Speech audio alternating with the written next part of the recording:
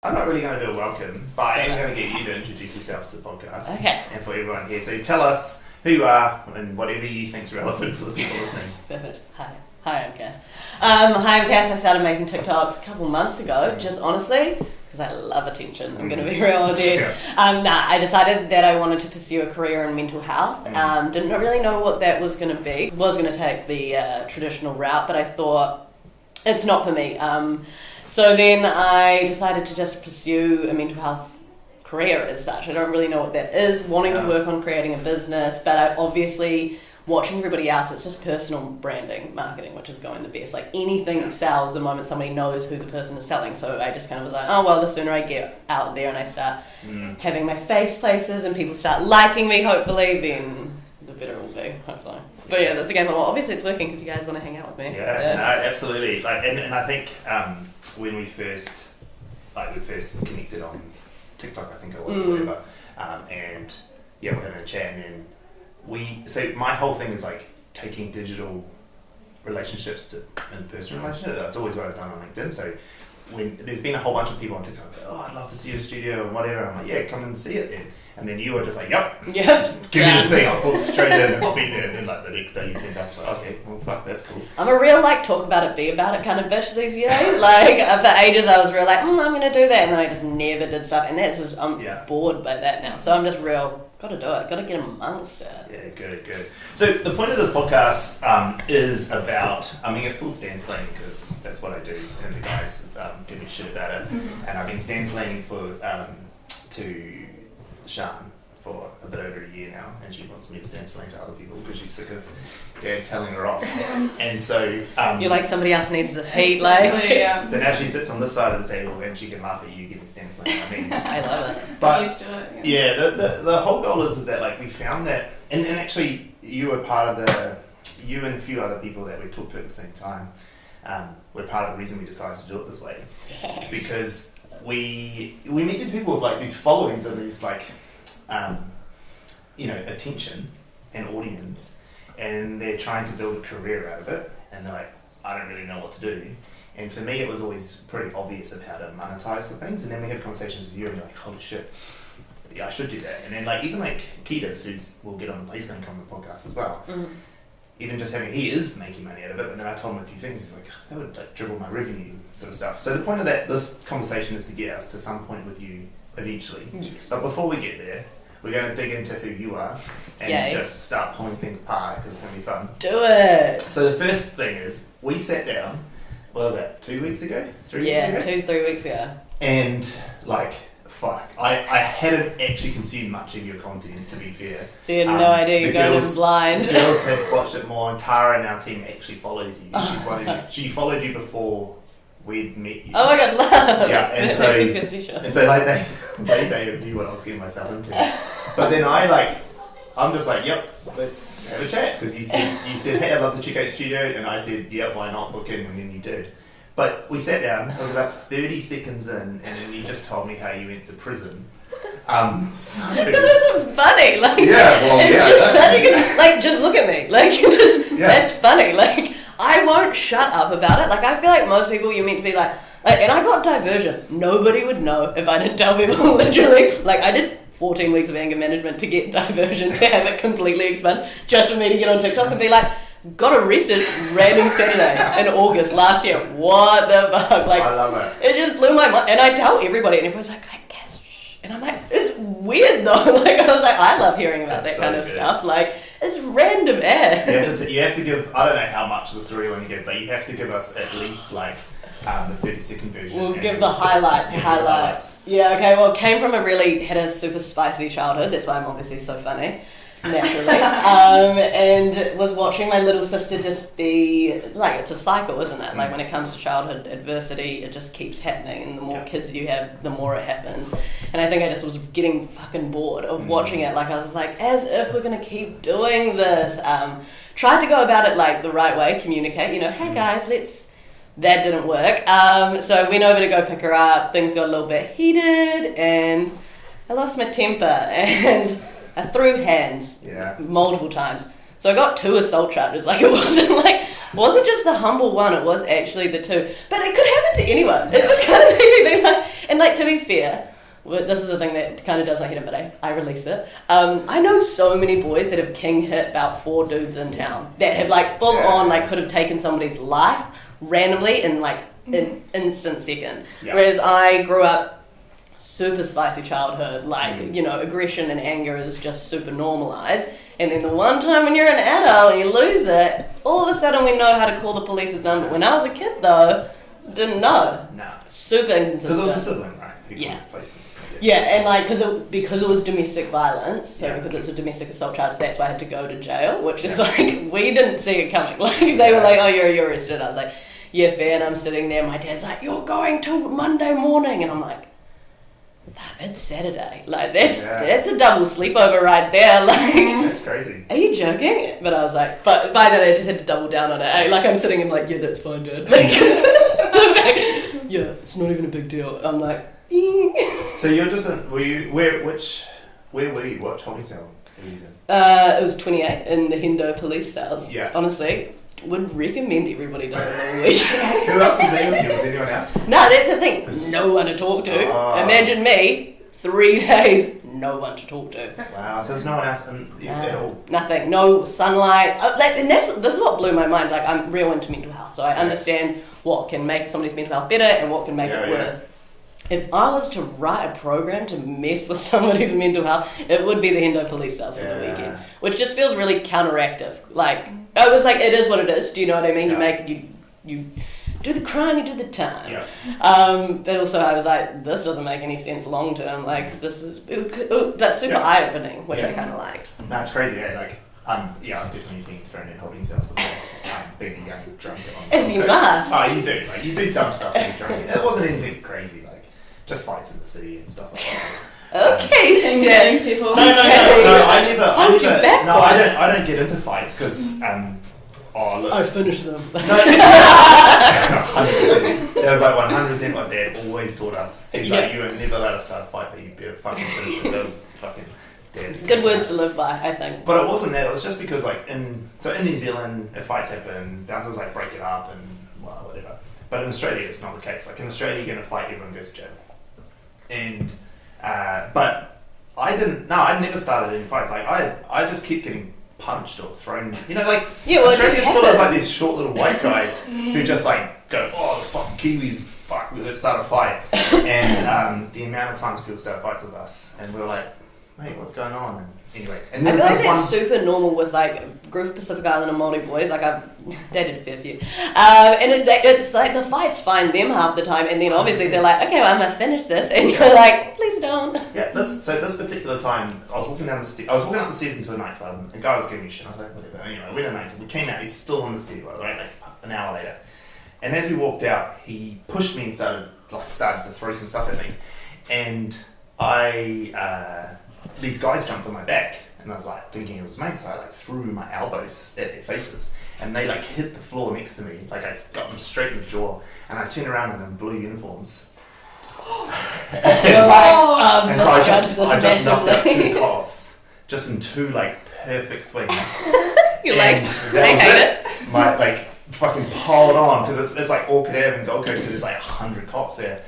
And we just got piled on. My cousin was there, and he like jumped in trying to save me. And anyway, like once I realised they were cops, I was like, "Holy shit! Like, I gotta stop this." I just they like had me on the ground, like handcuffed, and just pepper sprayed my face, and just kicking me in the face, and all sorts. I got fucked up. See, does that just make no sense? Like to me, hearing that, I think maybe that doesn't make any sense. Nah, it was like 100% they were getting me for what I did to their mates, even though they were saying like, hey, we're the police, stop, freeze, blah, blah, blah. Just like jump on some dude's back who's getting attacked and don't expect them to throw. So anyway, end up in the holding cell for 1 night.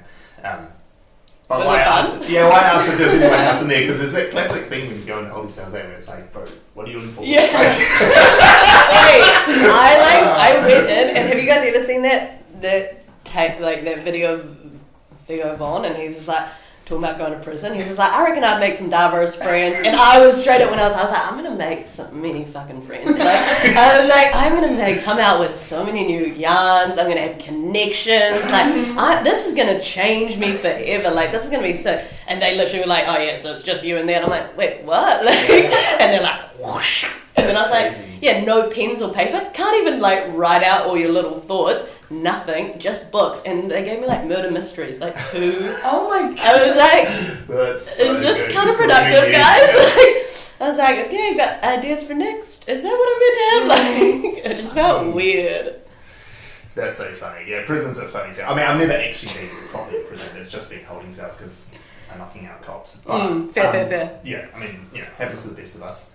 So it really does. Like, honestly, majority of my friends are males, which is like thankful though, because I was like the fourth person to get arrested. Do you know what I mean? Like in our group, it's like a funny never have I ever. And then four of us have to go, remember that? Like, and it's just funny. Like, but I think also that's like from a massive point of privilege. I've come from the shore. Like, like my friends are a certain demographic, and we get to joke about going to jail for the weekend. Because it's funny and and also it doesn't affect me long term because so many people know who I am and what I'm about, and I haven't been judged by it, which is such a blessing. But also it's made me be like, this isn't every Samoan woman's run of going to jail. Do you know what I mean? Which has been super eye-opening. But that's kind of why I talk about it, because I'm like, if you're going to laugh at me going to jail for the weekend, don't ever judge another person for doing it. Because you don't know what happened, you don't know like why that came about, and like it's made me a real passionate advocate for a little bit of time in the cells, to be honest. It's true though. There's so many people that I grew up with that are Manadeo that have done the same stuff that I've done or other people have done, but because they're brown,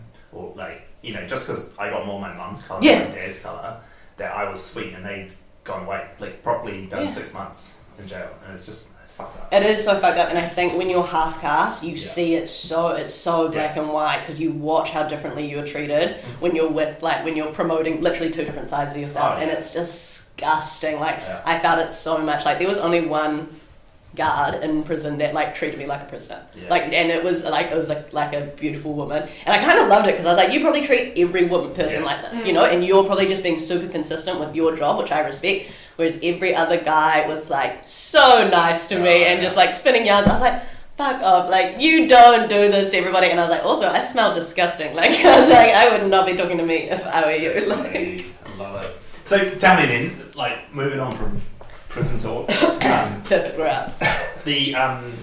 That led into, we're going to fast forward to the point where the good stuff. Your sister's here, she's with you now, all this sort of stuff happened, big dirty stuff happened. So much. But now your sister's with you and you guys started telling a story.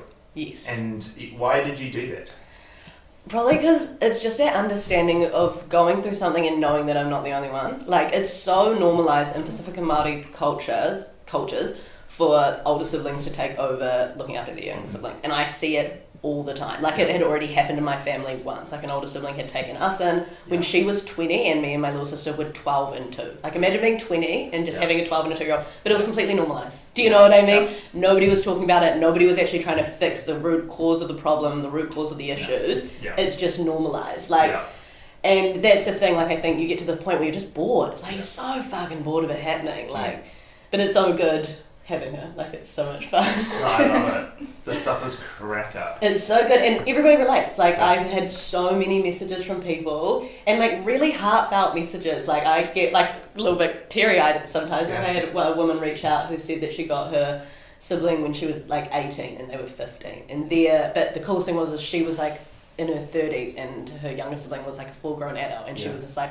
watching him now be like a fully functioning adult and knowing that it was my sacrifices that got me there is just the most insane feeling. And like, she messaged me that on the day of Karina's ball. I just bawled my eyes out in the car. Like, I was like, this is exactly it though. Like, you do it because how fucking rewarding is it watching your favourite human just succeed and just live out their full potential, which is so cool. So yeah, it's super rewarding, and I get lots of brownie points for doing it. Everybody thinks I'm a great person, so yeah, I know. So it adds to that ego. Yeah, it just feeds my ego. Like, jail, being a caregiver, feeding my ego. I love the concept of like this opposites, like it's like I went to prison and I got my tats, I got my teardrops, and then on the other side you're like this super loving, supporting sister with like, so how old you? 10 years, right? 10 years. And how old is she? 16? Just 17. 17, because you just had your birthday, right? Yeah.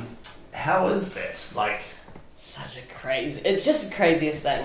It's so hard giving a kid, and this is so many parents that gentle parent their kids when they weren't gentle parented. It's just hard giving someone space when you're not given space. But it also motivates you even more to do it. And also, I feel like I'm super lucky. Like, Karina's a teenager, so the things that I do in front of her, she's like a copycat right now. Do you know what I mean? Like, with little kids, you can be modelling the behaviour for ages and you're not really reaping the rewards and seeing massive shifts.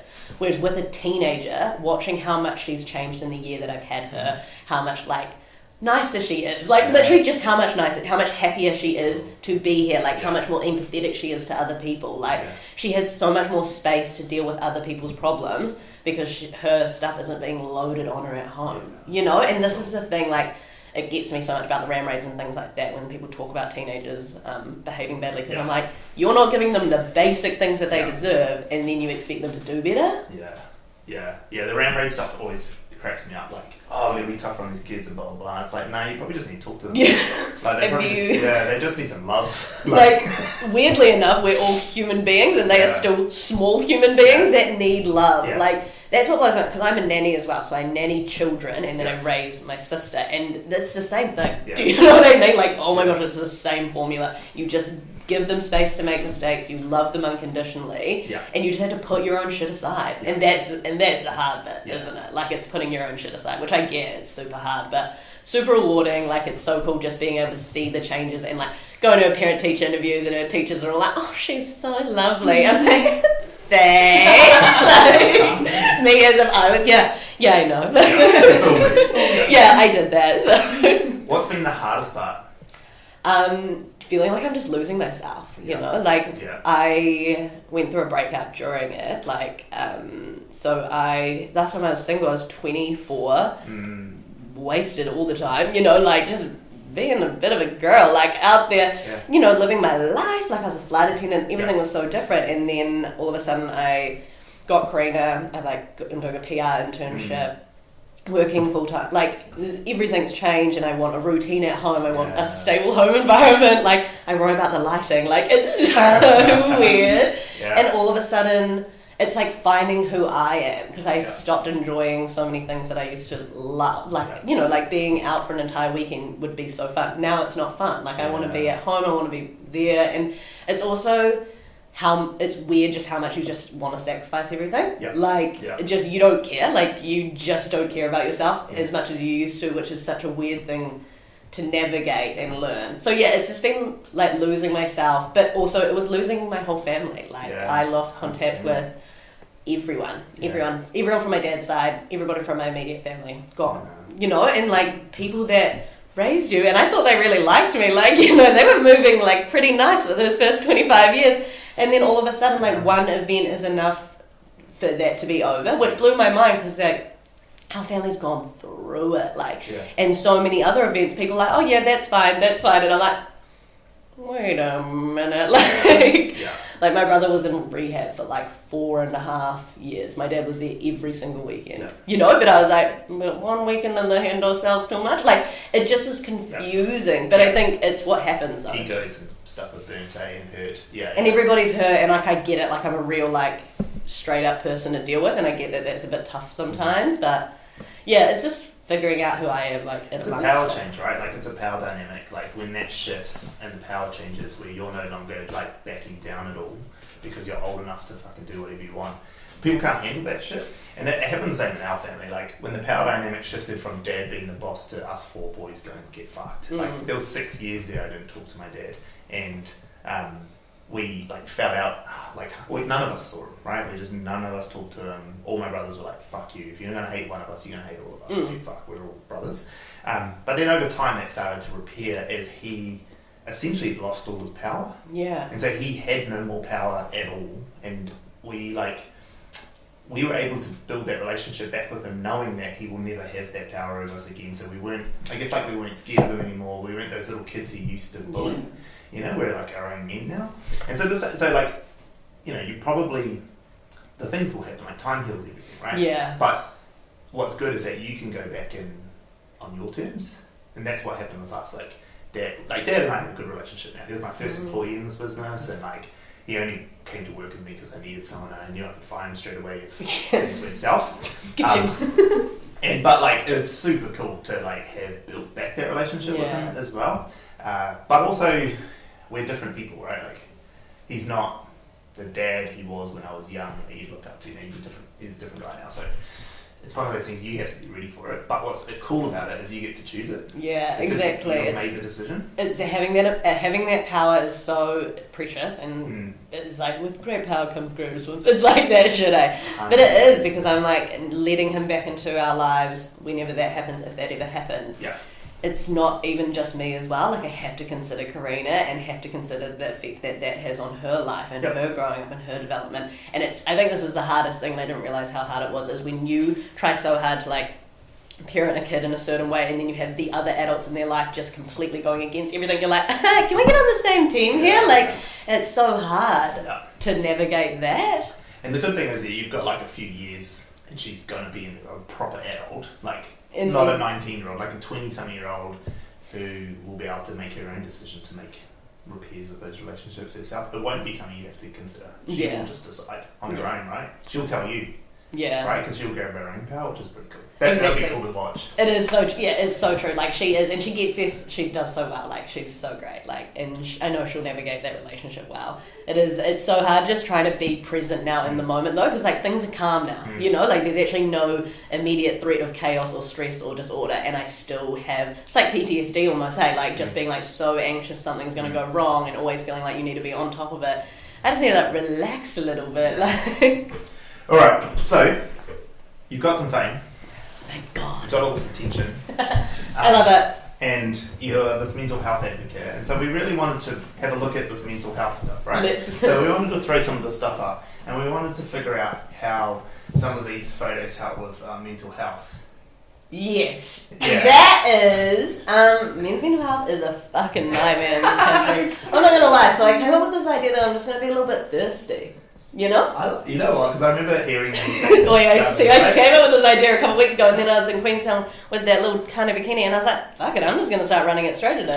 And you know what? Since then, 2 boys have messaged me about mental health. So there you go. I love that. I love hearing that, actually. And actually, like, we do it as a bit of a funny joke, but actually, like, it's true. I love it. I knew it was coming. You thought that you were going to be like, no way. No. I was like, I did not get my ass out on Instagram. I knew she wouldn't be like worried about it, but I was like, I'm not sure if on this podcast she wants to do it. Like, is this the right podcast? We're going straight from jail to my butt. And I also was like, it's just a little bit weird that I'm bringing it up. But it is something that's quite interesting, actually. And that you've had 2 guys reach out is quite funny, actually. Because I remember you saying at the Indonesian event that, there's men don't reach out, got all these female followers and stuff. Why do you think it's hard for men to do this? Like, why? Because it's just not cool. Like, the self-development space is cool for girls now. Do you know what I mean? We've made yoga and journaling and our morning routine. We've romanticized it. It looks so pretty. We love doing it. We need to get... the thing is, we don't really need to get boys romanticizing it. We just need to get enough of them doing it where they realize, this is actually better for me. Like, I feel better doing this stuff. I'm just going to start promoting it in whatever way that they want to start promoting it. Yeah. But the thing is, they've just got no connection to the education. Like, even so, honestly, my game plan is just get a little bit thotty on the gram because I don't really like Instagram. I don't use it for any other real reason. And I put up some mental health posts, which I like, but to me, it's not the resource that I do well in. Like, I do well on TikTok. That's where my audience is. Mm. So I was just like, I'm kind of wasting the resource. And also I was like, I was given this body. I was like, I don't want to waste my vessel. Like, so I thought, fuck it, might as well. Because I used to be like a little bit thotty with the gram back in my early 20s when it was real fun. And then you become like 24 and you're like, I hate it. But then recently I was like, who cares? Like, nobody cares. And since 2 guys have messaged me, so the thottier it gets, the more the boys are feeling supported, you know? No, I love it. It's so funny. And can we go to the TikTok? Yeah, go. Because the one thing I want to ask about, can we go to her main profile? So at this brand, can we scroll up a little? So we're sitting at just shy of 10k followers here, right? Tooth and nail climbing there, the last couple of weeks. But and then if you look at, you've got your other channel, which is Mental Health PT, right? Yeah. Why did you decide to split those? I don't know. I feel like I was going to be able to do more in the corporate space if I had a more palatable brand. Do you know what I mean? But I didn't want to lose the authenticity of who I am on this. Like, I love how people engage with me on this. I feel like people genuinely get to know like who I am on that account. Second one. Yeah. But with the mental health PT, like, I wanted that to be just focused on mental health advice. Like, if you find me and my stuff annoying, then I wanted to just have another avenue for content. Yeah. Which just feels more specific, and plus because like I like having my main TikTok real hectic. Like, there's nothing, like there's no real like you can't see what's happening there. Yeah. So I just thought this was more curated.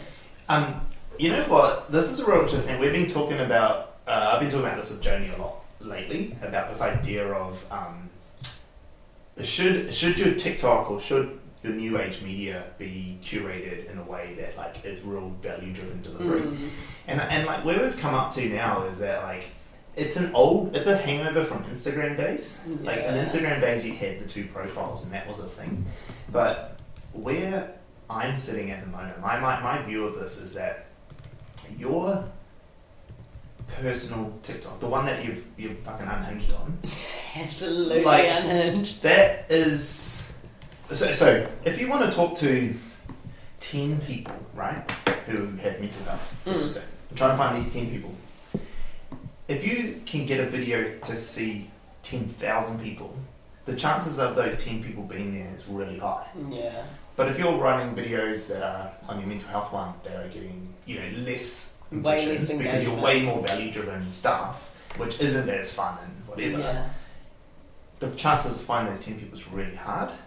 And so, like, our TikTok is crazy at the moment, but having heaps of people see it they then go and explore. Like, in the last, so not yesterday, but the day before when that first TikTok went out, we had 4,500 people hit the website. So 4,500, right? So they're trying to find other things. My personal profile had 400 additional followers, and we haven't put up a piece of content till today. And that was all just from them finding it. The Instagram went up by 200 or 300 followers and all that sort of stuff. Yeah. So you see what I'm saying? Like, this stuff, like this character, the personal brand, why not just blow that up? Yeah, hard. I feel like it is. I've been thinking this also as well because I'm a real follow the feeling kind of girl. Like, I just want to make the content that makes me feel good, and I haven't had no motivation on the mental health PT. Yeah. Just so much motivation on like this because I just feel like less being unhinged, way more fun. Like way more fun. Oh, that's how the platform works. Yeah, exactly. It's so true. People want to see, and there's way more character building stuff in these ones than you've got on the mental health PT ones. Yeah, you don't know who Cass is on the other stuff. It's but just you can still put health mental health stuff in here. Yeah, like we still do stuff that aren't as crazy as all is, right? But you can still have it there, and the ones who really love you or really want that side of you will still watch those ones. Yeah, because your ambassadors or like the people who love your brand will get in behind 100% and watch it all. I reckon you should just blow this one up. Yeah. I loved that one there. Yeah, I was so annoyed it didn't get more engagement because I was just like, I feel like it was good. Can we watch it? Can we? We can't get sound on it. No, we can't get sound. It'll work on that. I can give it to you live if you want, Stan. Okay. I can just. Oh, yeah, go. Okay, so obviously this show I find fucking funny. Like, it is so cracker. I've benefited from this culture being so accessible in New Zealand, but I reckon it's just super tone deaf to have stuff like this with men's mental health the way that it is, because it's real obvious that the boys' inability to connect and date and just genuinely like women it's because they don't like themselves. Do you know what I mean? Like, their culture is so like obvious in this country that our men, they don't like themselves, and because they don't like themselves, they're so nasty to the women that they date. And it just felt tone deaf as. So I said that they should collaborate with like a men's mental health charity, and the charity should come on the show and do like a little talk about mental health, and to get the boys talking and then have that shown on the show. I think that would be like, because it could turn something really toxic into actually you've now got these like group of boys that are watching this and idolizing this. All of a sudden they're being educated. Like, I like it. it would have been cool if they had the option, you know, if they go in and there's 10 fuckboys, 10 non-fuckboys, it would have been cool to have the option for the fuckboys to decide whether they wanted to change. You know what I mean? Like halfway through, like actually I want to be a nice guy now. Like have it be productive, not just like entertainment. Yeah. You know, like there's more of a reason. They're getting heap of slack, this show. Like it's causing a whole bunch of stir. Yeah. But it feels like it's kind of intent. Like it just feels kind of stupid because I'm like, who asked for this? We've been asking for our own version of Love Island for literal years. You know, like nobody's asked for this. Nobody wants this. Like, why do we think it's good? It's TVNZ just trying to make something that is shocking. Yeah. You know, it gets people back to TV. It's so boring. Like I was like, surely we're past this. Like there's so much good media out there. Like can we just? This is boring as. And I think like the cynical marketer in me is going, it's actually brilliant because you have to like heaps of people will watch it just for the sake of like what the fuck's this all about. And then what happens when you watch TV, right? You watch ads, and then they can put ad spots in, and they can charge a shitload of money. And we all know the TV guys are struggling with their revenues at the moment. I mean, New Zealand's a little different to other countries. Like, there's a population here that still watches shitloads of TV, which is crazy. Just blows my mind. Yeah. I love that from us though. That's so funny, yeah. But you're so right though, like Love Island at least has like a purpose at the end. This is like New Zealand's reflection on how we can't find love, but we got fucked tons of fuckboys. It's super bad, like from a manifesting point of view. Like we do not need to be showing our young this. Like it's so grim for them already, and then it annoys me because I'm like, this is what we're putting in the media, this is what we're giving them, and then we're like, why are they ram rating? They don't have other shit to do. Like we're not giving them any other better options, and we're blaming children. Like it just feels so weird. Yeah, that's actually quite cool. I haven't actually seen this one, but you're right about the guys these days. It's pretty shit. Like I would hate to be like Connor's age. I'd hate to be 22. Oh, literally, I feel so bad for my little sister. Like, I'm so glad I was a teenager when I was a teenager, and COVID happened when COVID happened when I was like 24. Like, fine, didn't matter. Like, I wasn't into going out. Like, I didn't care that festivals got cancelled. But for people that are like 2021, you're joking. That sucks. Yeah.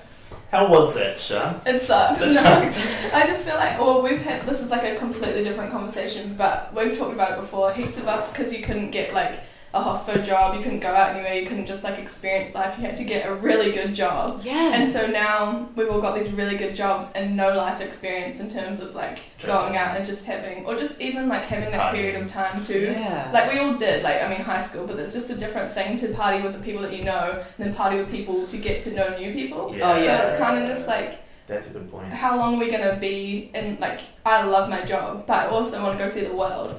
But I got this job at, like, 21 when I should have got it when I was, like, 27. You know what I mean? So it's like, then that's a new cultural shift. And I'm not the only one, all my friends think the same. Yeah, well, because I literally, when I talk about, like, I had the best post-high school, pre-20s, like, the best. Like, straight out of high school, I got a job at Hallenstein. So, like, just fun as culture, so much fun.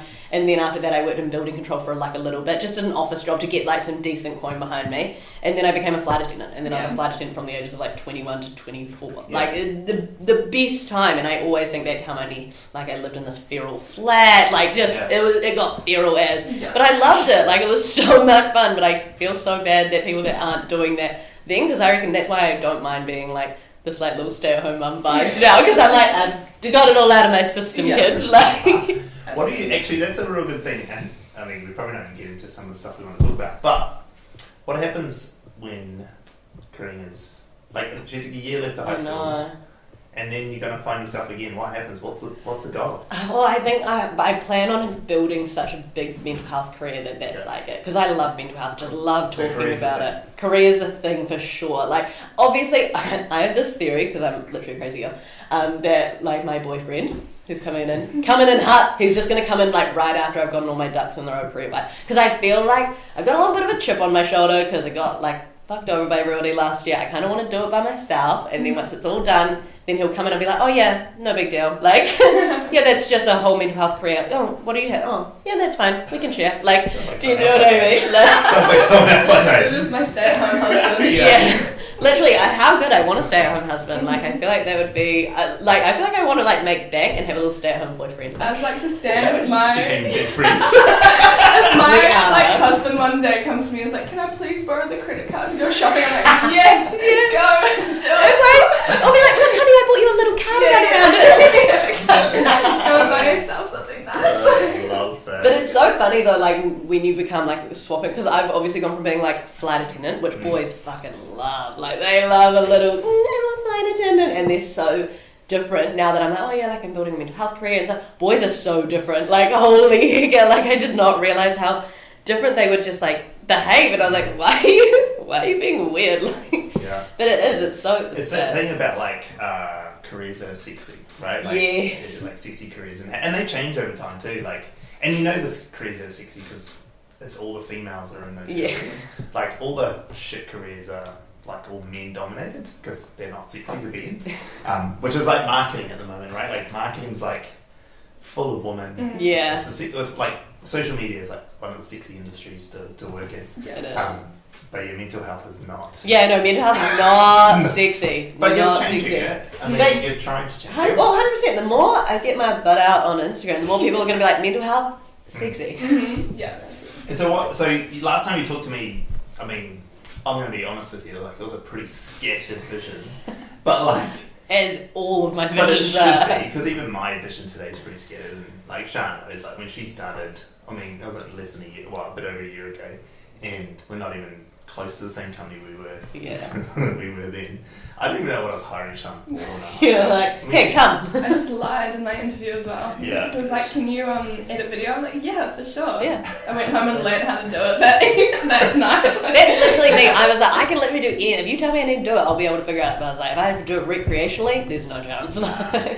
Nah, and so what I wanted to ask is, oh yeah, this is our. Stanley, you know. Oh no. No, that was one of our videos right at the top. Second one. Yeah, this could Oh. Yeah. So what I was going to ask is, what is the plan now? Honestly, I don't know. I'm trying to find something that gives me a good amount of dopamine. Just like keeps you entertained. I'm loving all of the work that I'm doing with my Voice Matters. It's the 100 100 Acts of Kindness. Super keen to start that project. Yeah. I think I do want to move towards motivational speaking. Like realistically, that's gonna create the best amount of revenue for the least amount of time, which means that I can, because realistically I want to just have my time, autonomy over my time. That's my main goal, because I know I'll be super driven and focused to like network and get amongst the right spaces. So right now it's just creating a revenue that doesn't take a huge amount of time, so I can actually just like donate my time to other things. Does that make sense? Yeah, like we talked about the other time, right? Like you have a lot of people they try to monetize every aspect of who they are in their brand, and they're trying to sell every little bit. But like my whole thing is 99% of all the stuff I do is going to be free and give it all out. And then when people finally want to work with us, we're like, this is how much we cost to work with the team, right? Like, and you have that bar really high, but you got to deliver a lot of value. And like I was saying to you, like speaking gigs, what you can charge for speaking gigs is actually quite a lot of money for the hour, whatever it is that you might speak for. So no, I'm all for that. I think that for you, I think that your goal right now is just to get that 986 whatever followers to like 98, and then to 980, and so I would be going like just get that as big as possible, and interweave as much of the mental health stuff as possible. The 100 Acts of Kindness thing, I think is cool, and we obviously talked about that last time I saw you. I think you should definitely be starting there, like however it is, and I know that we're going to chat some more about it. We're going to chat some with Sean and that would be cool. But in here, like you should be finding all the other people in your space. Like Mike King. Mike King will 100% do shit, right? Because he's that sort of guy. But like, who are all the other people? Do you know? I'm friends with Genevieve Moira, and like I have started making those connections and things.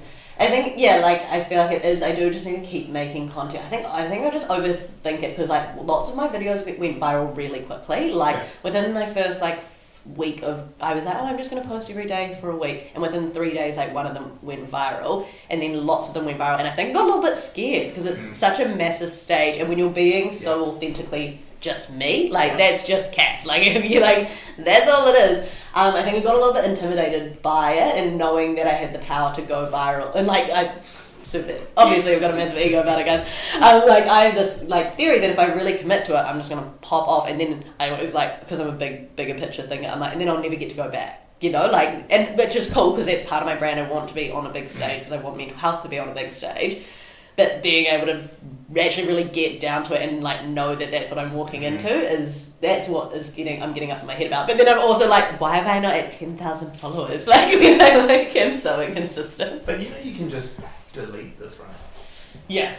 No, but you know what I mean. You can that's that's so true. People always think they can't, right? Like that fame, once you've got it, it is not that at all. It's actually the opposite. You can lose fame in an instant. Yeah, actually, that's so true. Like, real fast. Like there are so many people. Like, but we have a term for it in the music industry, right? Of one-hit wonders. Like these guys who just sold 20 million records, and then you're like, who's that guy? Like who writes that? Like it's a thing.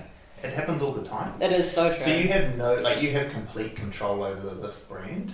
And you can completely just delete it if one day you're like, I'm over it. Yeah. I would say not. Yeah. Don't do that. Just go get a psychiatrist. Just go unpack those big feelings. Yeah. But I agree. I think that you should be building this like huge. Yeah. I think like where a lot of people go wrong in this sort of area, like, I shouldn't say go wrong, but you did the same thing that Joni in our team did with our TikTok, right? So she started it. We had a strategy. We all knew it. She did it. It popped off and fucking 15,000 followers. Yeah. And actually at 10,000 in week 7. Yeah. And then by week 9 or whatever at 15,000. And then she just did nothing because she lost all motivation. She was scared of failure because now she like set the bar. She was like, I'm never going to get there again. And like how many like cries and fucking like a lot of cries. Okay, that makes me feel better because making content it's so much feelings, like so much feelings because you feel so attached, and I think that's it.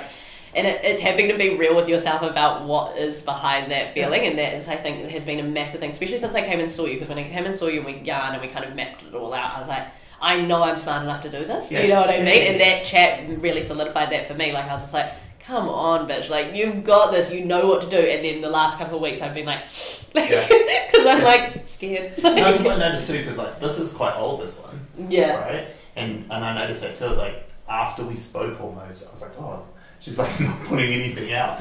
And then I was like, and I was thinking, because we're getting you on this, I was like, oh, I wonder where her head's at. Yeah. And it's interesting to think like, you're pretty much where Joni was a week ago. Yeah, a week ago, right? Like every Friday afternoon, we would have to give Joni wine and console her because she was just a fucking crying mess. Like Sean's like the only one of the ones in the team that's like not crying, and we were like, what the fuck? She's like walking around like, I'm a fucking boss bitch. You know, all these fucking girls bringing me down. You know? She's like, I got this. Yeah, but like then something switched and she had a plan again and she started going, and then. Like in 3 days, we went from 17,000 to 50,000 followers, another 10 million views. Like it's just been outrageous, and there's no signs of it signed yet. Yeah. Like I'm like a little bit nervous that by the time we wake up on Tuesday, we're gonna be like 100,000 followers. Right? And that's the thing; it just pops off, and like I know I've watched it so many times with other creators and things, and I think I feel like so much that's why since our chat, because I was like, perfect, I know exactly what to do, and I went home and I was like literally just so scared because I was just like, logically, you've already watched it happen. Do you know what I mean? So I logically know that it will happen for me, and then it's like, ooh, okay, now I have to do it. Like, so what's stopping you from doing it now? To be fair, like it's been like a bit of a creative block, but I feel like it's been a creative block because I've had this really high standard for what creativity I want to put out. Like realistically, I've been thinking about heaps of like ADHD stuff that's funny as like I think of shit that's funny all the time, and then I just get paranoid and overthink it and don't want to do it, and then like go into a depressive hole. But I'm so over those, I'm bored with them, so I'm done with that. Because like, even when you came in the other day, when I was like, oh, you know, if you want to use studio, come and make whatever, and you're like, yeah, I'm gonna come in, and you told me some ideas, and then you just left. I was freaked out. And I was like, I knew it was happening. I was like, she came in to like make all this content, and she's like, oh, I got this idea about it being my office and stuff. I was like, yeah, cool, grab me when you need me. And then she was just like, okay, I'm off. I'm like, little bitch. I was like, you fucking little bitch. And you knew. And I was just like, that's so ciao.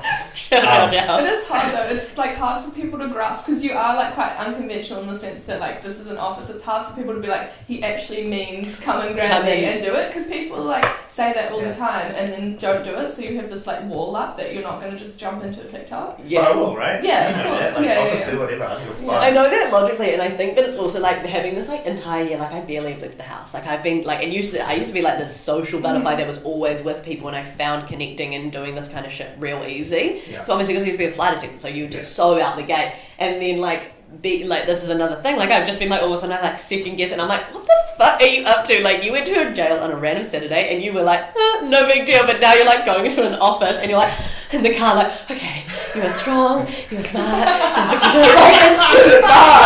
Oh my god, you fit with the team so well, right? You just got the fuck out of me and Sean, but It's just so much. oh, I love that.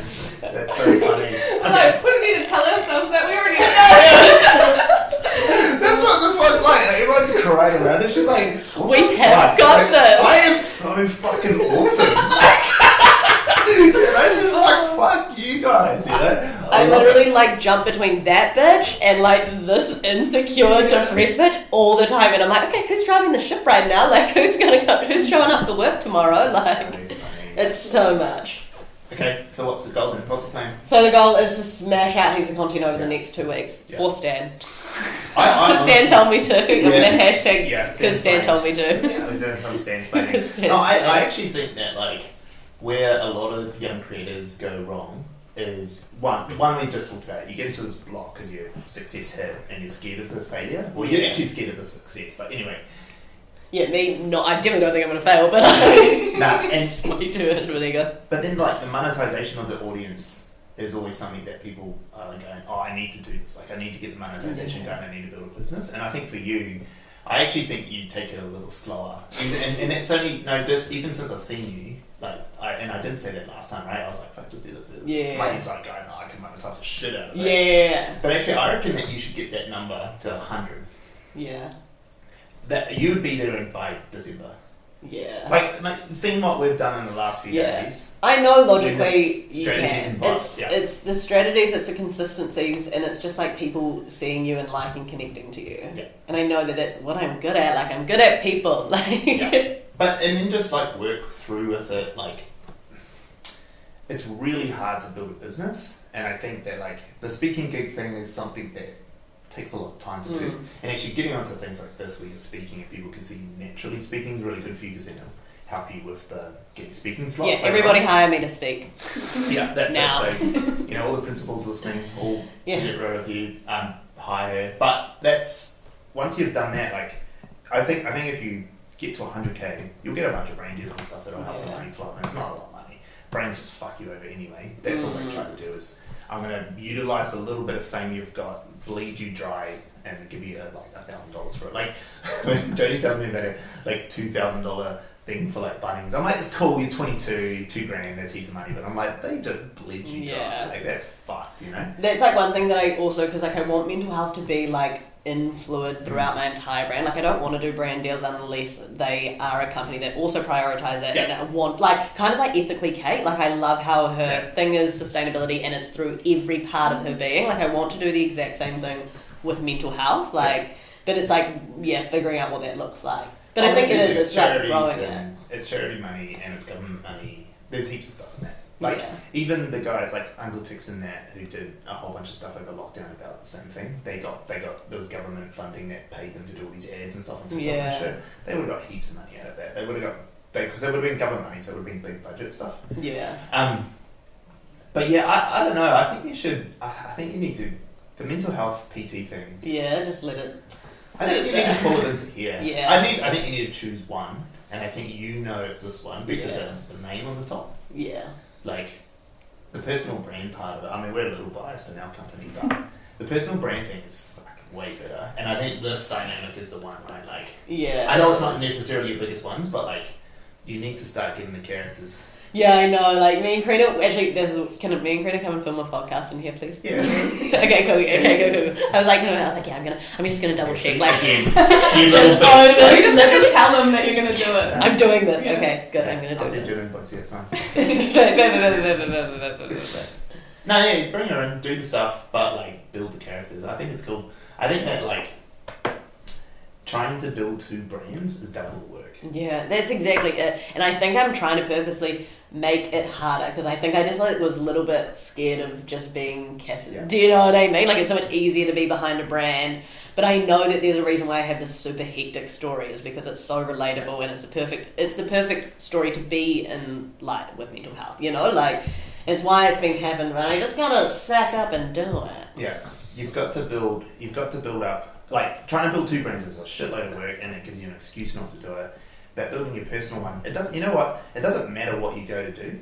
And I actually reckon that you'll probably get a year in and every single thought you've got about what your business is now will be gone. Yeah. Because mine are from when she started. Yeah. And I was already 2 years into the business. Yeah. You know what I mean? So I'm 2 years into the business, I hire someone, and then a year later we're 100% different. Like the fucking fact that we're sitting in the studio, right? Like not even the same thing. Yeah. Like I hired her as a videographer. Like she barely knows how to level these cameras. Like I can't do it. No, that's just my secret thing. I'm like, I can't do it, so everyone else. Yeah, you're like, oh, I don't know how to do that. she doesn't know how to boss people around, so she just plays the dumb vlog. Yeah, she's like, oh god, I don't know. Yeah. It works though. We're coming up to the end of the hour. That was a cracker. We should have like follow-up ones where Oh yeah, for is she sure. at 100k yet? Yeah. And if she's not, we could just pull it apart. Yeah. Just rip me to I shreds. was like Donald Trump on The Apprentice. Yeah. Why? Can we do a Donald Trump the Apprentice? I'll like stand there at the beginning of it and you'll be like, Cassidy, what content have you put out this week? And I'll be like, this is my best video and people thought I was funny. Maybe do a PowerPoint presentation. Yeah. But hey, thanks for coming in. Thanks for having me. The first guest on our new Stansplaining show. I don't know how much I Stansplain, but it is called Hugh Story. And I think that you are definitely going to do it. You just need to get over your shit. Yeah. You probably need to talk to Joni, and then you actually need to listen to her. Because, like, honestly, like, 22-year-old girls need to listen to Sean and just be like, I'm a fucking boss, bitch. And then like I can't Sean, edit a video. I'm a video editor. and then like Sean on speed dial for a little pep talk, be like, you have got this. Stop fucking crying. Okay, Sean. Okay, I'll stop. I love it. All right, thanks for coming in. Thanks for having See you me. soon. See ya.